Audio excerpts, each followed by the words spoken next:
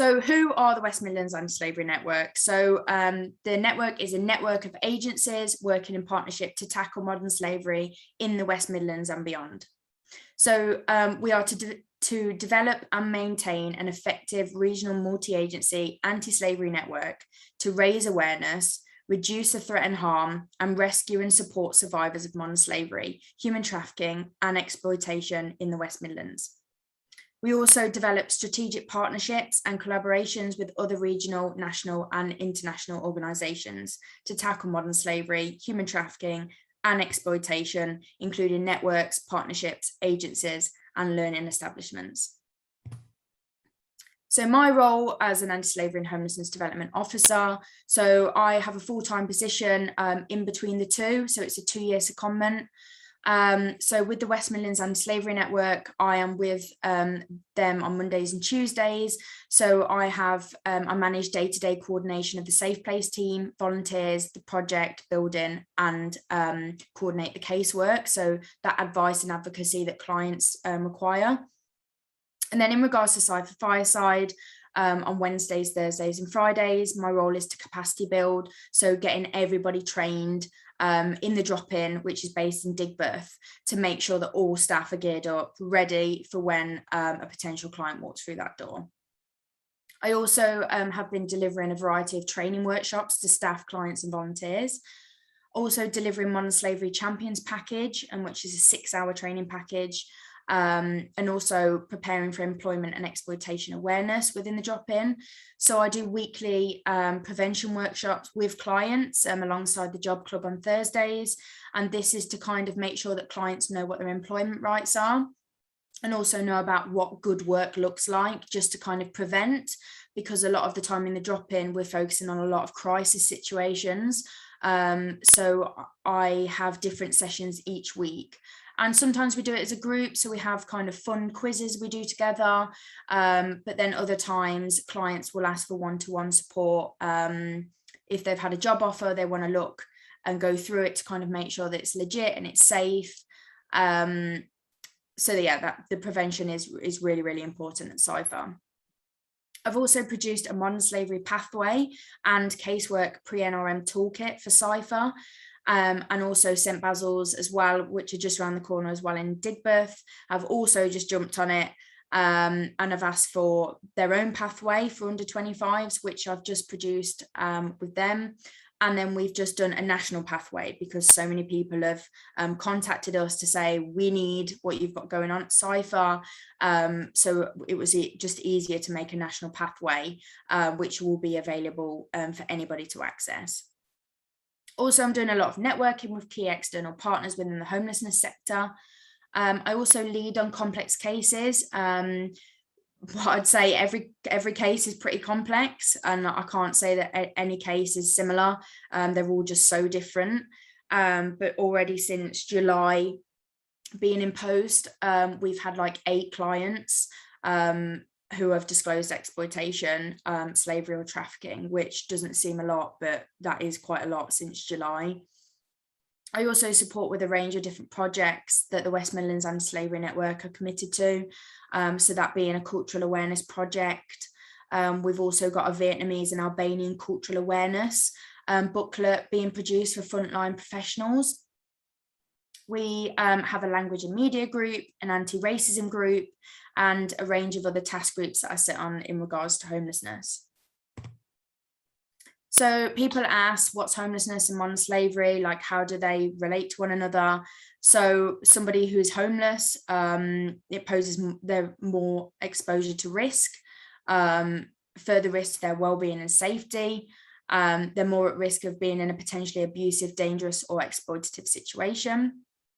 Also being housed in bedsits, night shelters, temporary and emergency accommodation, surrounded by people with other complex support needs means that it can quickly kind of escalate individuals' own issues. Also, that people have only engaged with mild drug use may be introduced to harder substances once being homeless. Also, women in particular may feel pressure to enter abusive relationships for protection, specifically if they're rough sleeping. and also targeted physical or sexual assaults, leaving them traumatized or experiencing PTSD on top of their current issues, which have already put them in crisis.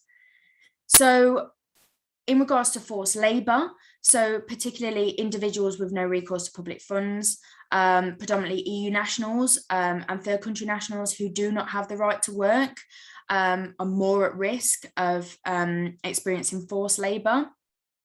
Also, we get many clients that present at Cypher Fireside who may be drug dealing on site. And rather than assuming that they're a criminal and they're drug dealing, kind of looking at, okay, are they a victim? Are they being possibly criminally exploited whilst rough sleeping or being homeless? Also, clients begging that we see on the streets, are they being forced to beg?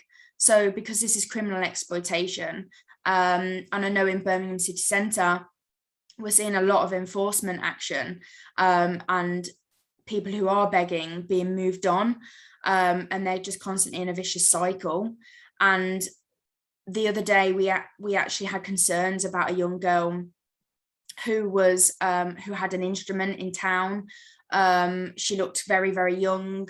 The kind of how she presented was quite concerning, and enforcement were taking action and kind of complaining and seeing her as a nuisance. And then when we kind of had a conversation and I asked enforcement to kind of observe the situation for a few days, we actually found that she was a child, she was an unaccompanied minor, and she was being forced to make money with an instrument every single day and was being picked up and dropped off by a gang. They were also financially exploiting her and other potential exploitation that we were seriously concerned about. And social care, as soon as it was escalated, social care jumped on it straight away. But I mean, it took quite a while for us to kind of see her as a victim of criminal exploitation and labour exploitation.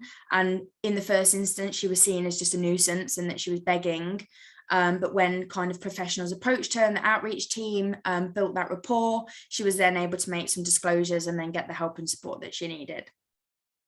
Also, housing first, you've seen a lot of clients entering housing first properties, and their properties are automatically being cuckooed by well-known drug dealers within the area.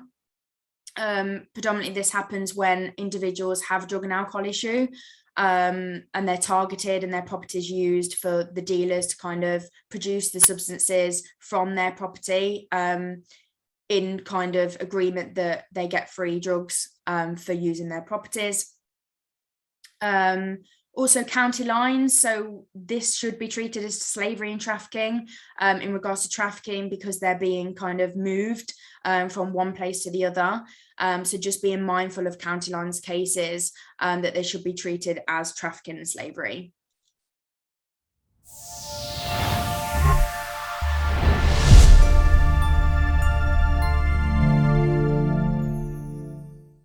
It was the first course, it was a certificate that I'd had for a long time, something that I wanted.